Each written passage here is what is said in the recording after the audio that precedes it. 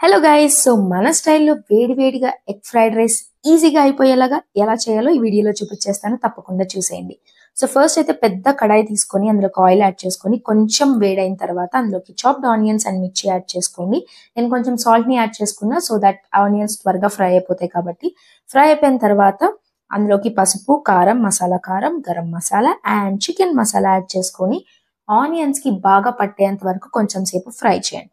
Fry అయిపోయిన తర్వాత నేను చూపిస్తున్న విధంగా ఆనియన్స్ అన్నిటిని కొంచెం సెపరేట్ చేసి నేనైతే క్వాంటిటీ ఆఫ్ రైస్ ప్రకారం 4 eggs ని తీసుకున్నాను. సో 4 eggs ని బీట్ చేసేసుకొని అందులో వేసేయండి.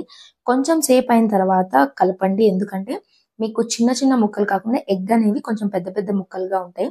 సో బాగా ఉల్లిపాయలకి అంతా మసాలా పట్టిన తర్వాత మనం బాయిల్ చేసుకున్న రైస్ ని యాడ్ చేసేసుకోండి, బాగా కలపండి అండ్ లాస్ట్ లో కొంచెం కొత్తిమీర యాడ్ చేసుకోండి. అద్దరిపోతుంది. ఇంకెందుకు లేటు మీరు ట్రై చేయండి.